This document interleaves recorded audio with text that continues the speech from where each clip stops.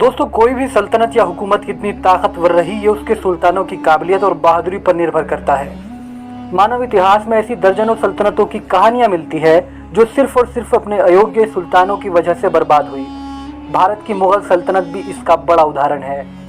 आज की अपनी इस वीडियो में हम बात करेंगे दुनिया की एक ऐसी ही सल्तनत के टॉप 5 सुल्तानों के बारे में कि जिन्होंने दुनिया के एक बड़े हिस्से पर लगभग 600 सालों तक हुकूमत की। जी हाँ दोस्तों, हम बात कर रहे हैं सल्तनत उस्मानिया की। यूँ तो सल्तनत उस्मानिया पर कुल 36 सुल्तानों ने हुकूमत की, जिनमें एक से बढ़कर एक कामयाब शासक और योद्धा रहे। लेकिन आज की अपनी इस वीडियो में हम सल्तनत उस्मानिया के 5 सबसे कामयाब शासकों के बारे में बात करेंगे।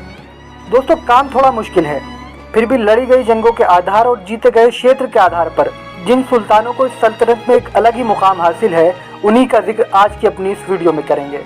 हेलो दोस्तों, मेरा नाम है फैज रिजवी और आप देख रहे हैं दी करंट वर्ल्ड। दोस्तों, सल्तनत उस्मानिया की टॉप 5 सुल्तानों की इस फहरिस्त में नंबर 5 पर नाम आता है सुल्तान अब्दुल हमीद सेकंड का। सुल्तान अब्दुल हमीद का जन्म सन 1842 में हुआ था।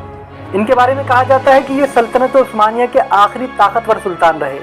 इनकी मौत के बाद सल्तनत उस्मानिया का वही हाल हुआ जो कि औरंगजेब आलमगीर की मौत के बाद मुगल सल्तनत का हुआ था। आपकी जानकारी के लिए बता दें, सुल्तान अब्दुल हमीद सेकंड के दौर में ही सल्तनत उस्मानिया में पहली बार पार्लियामेंट की शुरुआत भी हुई थी। दोस्तों, सल्तनत उस्मानिया का चौथा सबसे ताकतवर सुल्तान माना जाता है सुल्तान सलीम सेकंड को। आपको बता दें, ये सुल्तान बायजीद सेकंड के बेटे थे। जब 1402 में सल्तनत उस्मानिया तैमूर लंग के हाथों अंकारा की जंग हार गई थी और अपनी सुपर पावर की गद्दी को गवा बैठी थी, तो वो सुल्तान सलीम सेकंड ही थे कि जिन्होंने सल्तनत उस्मानिया को एक बार फिर से उसका खोया हुआ रुतबा वापस दिलाया था।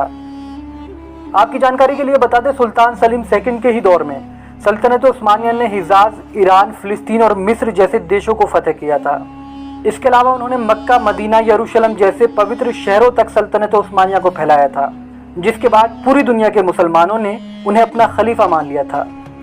दोस्तों, हमारी इस लिस्ट में तीसरे नंबर पर नाम आता है सुल्तान महमद फातेह का।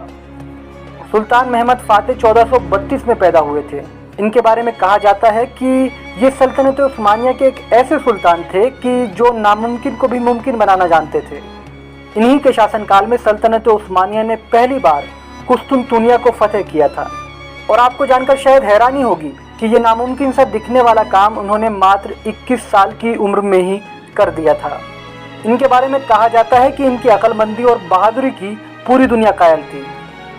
दोस्तों, सल्तनत उस्मानिया के टॉप 5 सुल्तान की इस लिस्ट में नंबर 2 पर जिस सुल्तान का नाम आता है उसका नाम है सुल्तान सुलेमान द मैग्निफिसेंट।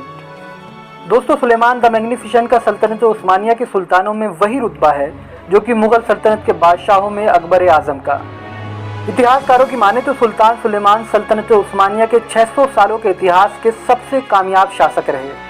इन्हीं के शासनकाल में सल्तनत उस्मानिया विश्व की सबसे ताकतवर सल्तनत बनकर उभरी। इन्होंने अपने साम्राज्य की सीमाएं लगभग 52 लाख वर्ग किलोमीटर के एरिया तक फैला दी थी। आपकी जानकारी के लिए बता दें, सुल्तान सुलेमान ने 1520 से लेकर 1566 तक लगभग 46 साल राज किया और दौलत से लेकर हथियारों तक हर क्षेत्र में सल्तनत उस्मानिया को इतना मजबूत बनाया कि जिसकी जड़ों को हिलाने में सल्तनत उस्मानिया के दुश्मनों को सैकड़ों सालों का वक्त लग गया। दोस्तों, सल्तनत उस्मानिया के सबसे ताकतवर सुल्तानों का जब कभी भी जिक्र आएगा तो उन सभी में जो सुल्तान का नाम सबसे ऊपर होगा वो है सुल्तान उस्मान गाजी का। और ऐसा इसलिए भी है क्योंकि उस्मान गाजी ने ही सन 1299 में इस सल्तनत की नींव रखी थी और वही इस सल्तनत के संस्थापक भी है। उन्होंने अपनी काबिलियत और कभी न हार मानने वाले जज्बे की ही बदौलत देखते ही देखते एक छोटे से कबीले को एक महान साम्राज्य में तब्दील कर दिया था। आपकी जानकारी के लिए बता दें, सुल्तान उस्मान गाजी काई कबीले के सरदार अर्तुरुल गाजी के तीसरे नंबर के बेटे थे। उस्मान गाजी ने अपने जन्म से लेकर मृत्यु तक दर्जनों जंगें लड़ी और वो हर बार विजयी हुए। तो दोस्तों, ये थे सल्तनत उस्मानिया के टॉप 5 सबसे काबिल और ताकतवर सुल्तान। आपको हमारे द्वारा दी गई जानकारी कैसी लगी, अपनी राय हमें कमेंट सेक्शन में ज़रूर लिखें। इसके अलावा अगर आप किसी अन्य सल्तनत या शासक के बारे में जानना चाहते हैं तो उस शासक या सल्तनत का नाम हमें कमेंट सेक्शन में लिखें, हम उस पर ज़रूर वीडियो बनाएंगे। फिलहाल हमें दीजिए इजाज़त, शुक्रिया।